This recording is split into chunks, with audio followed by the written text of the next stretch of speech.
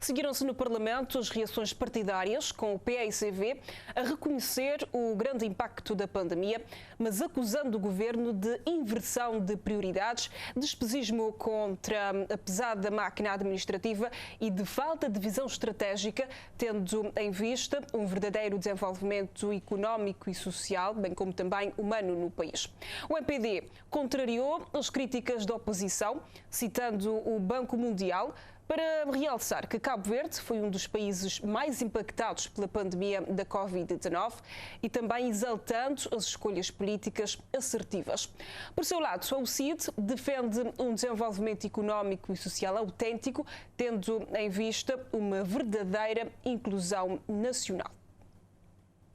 O PAICV, através do seu líder parlamentar, reconheceu o grande impacto da pandemia da Covid sobre o país, provocando a maior crise económica, social e sanitária. Ainda assim, o maior partido da oposição entende que, apesar do impacto da crise em todos os setores de atividade, o governo também tem culpas no cartório ao tentar enfrentar os grandes desafios que se colocam ao país com receitas do passado, sem visão nem estratégia de longo prazo. Onde está, Sr. Primeiro-Ministro, a propalada diversificação da nossa economia para combate à prevalecente economia do monoproduto? Onde está a diversificação do turismo? Como vai hoje a conectividade entre as ilhas e a diáspora, após a privatização desastrosa dos transportes aéreos de Cabo Verde?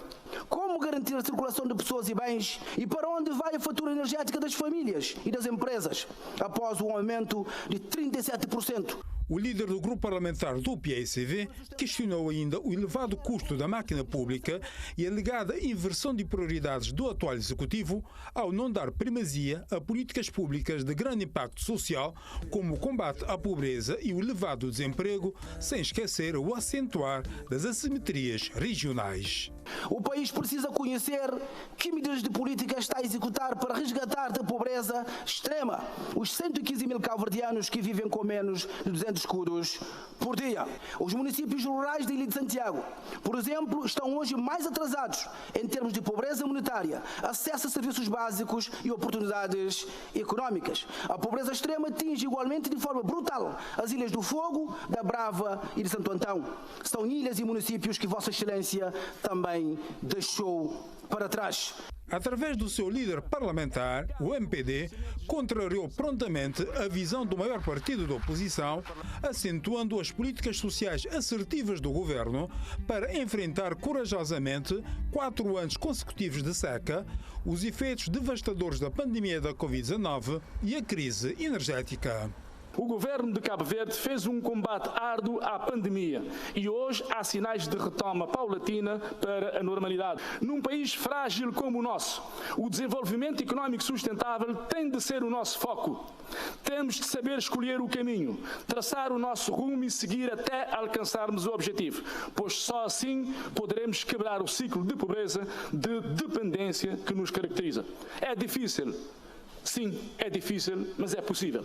O partido que sustenta politicamente o executivo no Parlamento vincou a liderança governativa em controlar a pandemia, com elevada taxa de vacinação elogiada internacionalmente e aposta decisiva na retoma económica, sendo que agora é o momento da recuperação económica, em nome da inclusão, criando oportunidades para todos. A recuperação tem de permitir acelerar o futuro. Temos de sair mais fortes da crise em que nos encontramos, com os serviços públicos mais eficientes, com as empresas mais capitalizadas e mais produtivas, com o setor privado muito mais forte do que era em 2019, com mais emprego, mais empregos qualificados, melhores salários, entre outros. Para o CID, o crescimento económico ainda não criou uma verdadeira inclusão económica e social, frisando que o país precisa fazer muito mais para aproveitar as oportunidades e potencialidades de desenvolvimento nacional. Apesar de não ter crescido em algumas situações, mas nós continuamos a ter várias pessoas que vivem extremamente mal, várias pessoas que passam por grandes dificuldades. Então, em primeiro lugar, não tem entender na UCID que é preciso não criar condições para que realmente os cidadãos cabo-verdianos, as famílias, poder ter uma vida melhor e para não utilizar os recursos que não têm hoje disponibilidade da melhor forma possível para não garantir o futuro das gerações vindouras.